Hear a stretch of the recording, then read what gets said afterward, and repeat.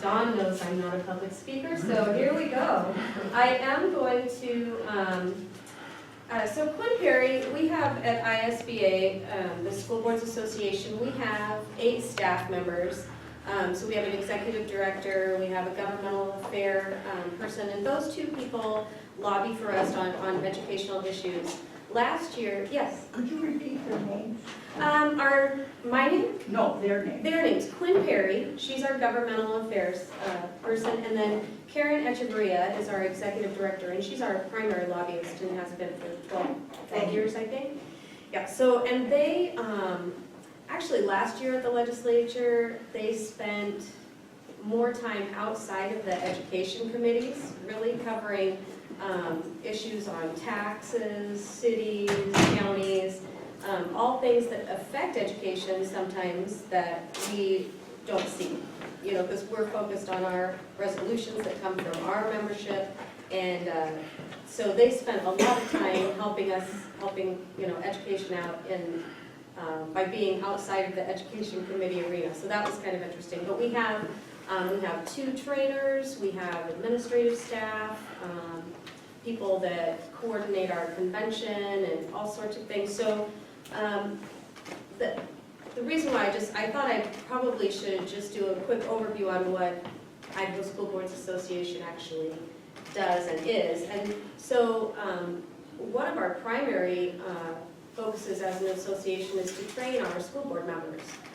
We have over 900 school board members throughout the state, and so as president, that's who I represent, all of those trustees. We have an officer corps of 4 members that includes the president, the past president, and then we have a president-elect and a vice president. So I've been in the officer corps this is my 3rd year now.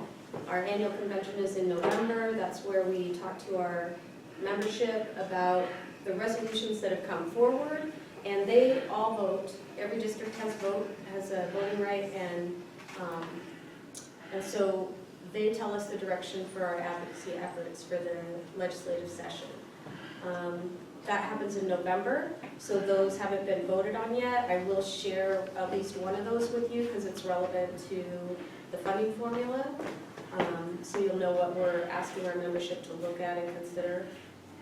The other thing that I think is very important, especially in our region, is the fact that Idaho School Boards Association is the first and still currently the only education association nationwide that has chosen to include our charter districts and schools as full members of our association. And the reason for that was probably 2-part. When we go speak to the legislators about what we need, would prefer that they focus on, we would constantly get asked, well, what do the charters think? What do the charters want? And we're thinking, we're all public schools. I'm not sure that there's that much difference in what they need and what they want. But we wanted to combine our efforts, combine our voices, and represent all the students of Idaho, because that's what we are here to do. So we voted the membership. All the districts in Idaho voted, and the majority were in favor of including charters in our membership, and so we're the only one nationwide who does. So I thought that was pretty important for recognizing in Idaho. So I am not a staff. I am a trustee, and I'm very involved in our association, but I am not the expert on all of the data. So Quinn and I, Quinn who is, and who was asked to actually come speak, but she was like, hey, you live like next door, can you go talk to this group? And I thought, well, gosh, that sounds fun. However, I would like to have details. So I will read what we put together.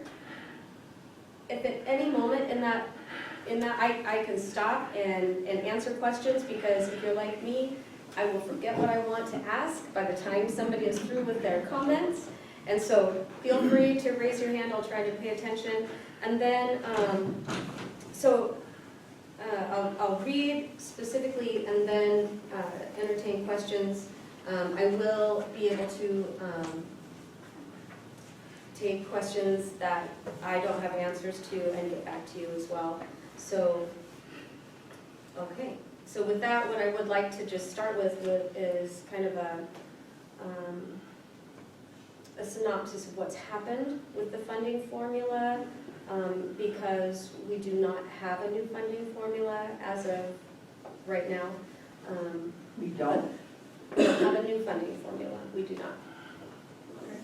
So I'm going to start with kind of where it started as far as why we're looking at something different and say where we are now.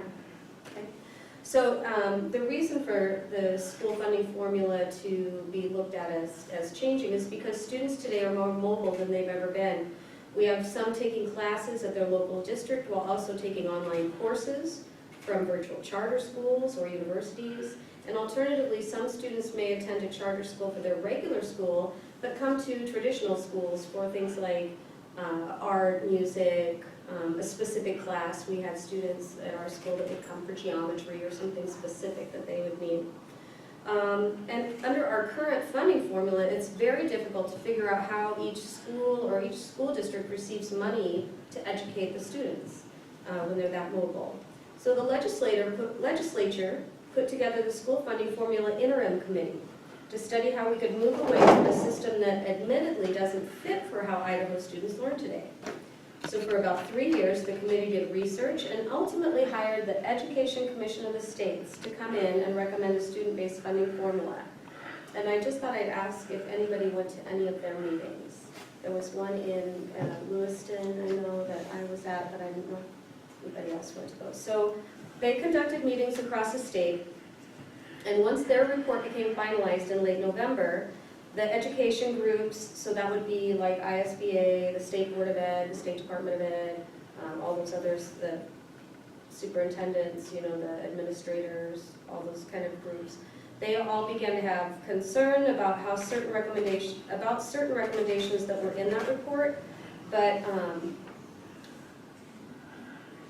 I won't say what. Okay, but because of how the committees were ran, and despite these public meetings, we often still felt kind of shut out or unable to project our concerns to the committee ahead of time. So the stakeholders basically were being given reports, but not asked to give input into the process. So that was kind of our concern as education stakeholders. So then when the legislature began, the education stakeholders were blindsided when a draft funding formula was released, and we were expected to have comments within less than a week. And this was a bill that was over 65 pages long and had sections of code and administrative rule, which takes a lot of time to go through. And we were expected to give feedback that week on that, so we had some issue with that. Once they heard comments about the concerns we had, all of the stakeholders were pulled into a room to begin working together to figure out how to come to a consensus on a change to the student-based funding formula. Some key things to know about how Idaho does it currently is that Idaho counts their students and sends money to school districts and charter schools based on an average daily attendance. So we call that the ADA. All the stakeholders that were in the meetings about the funding formula change were all in agreement that something needs to change with that, and that we should switch to an enrollment-based funding formula. And that's because when you look at an average daily attendance, we know that we need our educators in the room from the beginning of school to the end, and it doesn't change. We still pay that employee for that year and need them in the classroom, regardless of how many kids are in their class at any given moment. We need to be paid by how many are enrolled in our school. We need to be able to prepare for that and maintain that throughout the year. That's funding formula. Second, the public school budgets are sent to school districts and charter schools as line items. So there's a lot of things that are designated as to how we should pay them.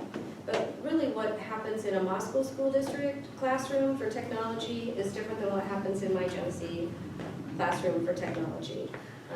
Some of our remote schools need more focus on broadband than they do on a line item that's for professional development, or something like that. That's just an example. We all need professional development, so I'm just trying to pick a thing that would be a line item. So what it was doing was taking, what the line items do is take away a little bit of the local control. We don't get to choose what that money goes to.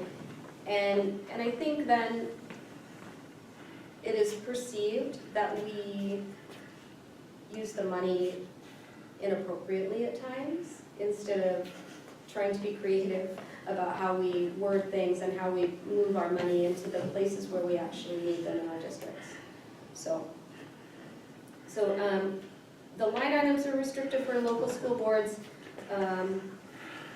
and so all of the stakeholders did agree that more flexibility within the public school budgets, with limitations and accountability, is a productive move to kind of put things more in a one lump basket, and there's issues with that as well. So the problem is switching to an enrollment-based data instead of enrollment-based instead of average daily attendance base alone would be roughly a $60 million switch. So that's a huge issue. So third, the career ladder, and I don't know if you've all heard about the career ladder. That's a big thing legislatively for us. It hasn't always provided what every school district needs, especially to our veteran staff. Our teachers that are there over 20 years are kind of stuck where they're at financially. So it has been monumental in increasing teacher salaries across the state, because it does give a base that you have to pay. In districts where they can't pass supplemental levies and where they're only getting what's state allocated, they can't even get a teacher in to positions because that pay is so low. We do now have a mandated $40,000 minimum payment for an entry-level teacher, but we don't have anything on the high end to be able to give. That's just based on what a school district has.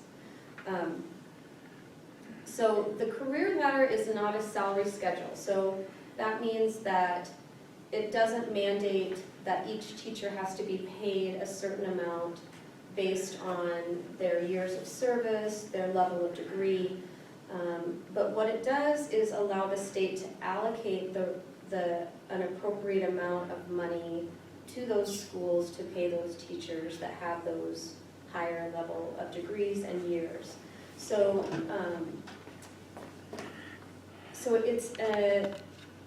it's an allocation model, not a state mandate.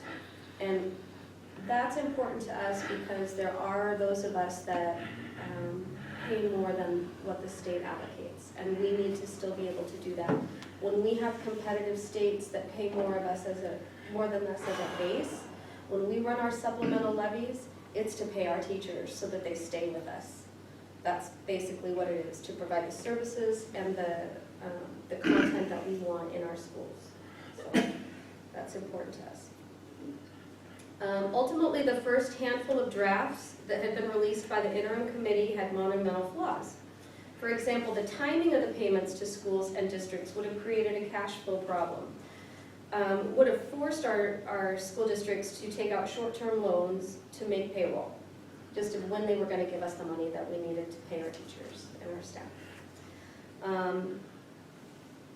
It also mandated a salary schedule. So regardless of whether we wanted to do something different locally, it wouldn't have allowed us to. Another big issue for us was the inability under the new system to adjust for how schools and districts get funding for teachers. And this is something that I'm not really good at talking about, but it was rolling salary-based apportionment into the new model, which means there would be a potential loss for how we are allocated dollars for our experienced and veteran teachers. And so if you want more detail about that, I would actually have Quinn send a statement about it, because I'm not really clear about how that was going to look. And in all honesty, when we were getting the spreadsheet of the funding formula with all of the different changes that they wanted to make and all of the adjustments for how schools received things based on whether whether they had high poverty, whether they had high special ed needs, whether they had English language learners, all sorts of things. Every time something changed in one form or another on that, it was so confusing. And a lot of our smaller districts were going to be what they called losers, which means basically they weren't going to get funded at a rate that would actually allow them to provide the services they need. They would have been cutting teachers' programs, or probably after several years of doing that, they would be closing their doors. So we were really, it was very difficult to see how it was going to work and help all of the schools in Idaho.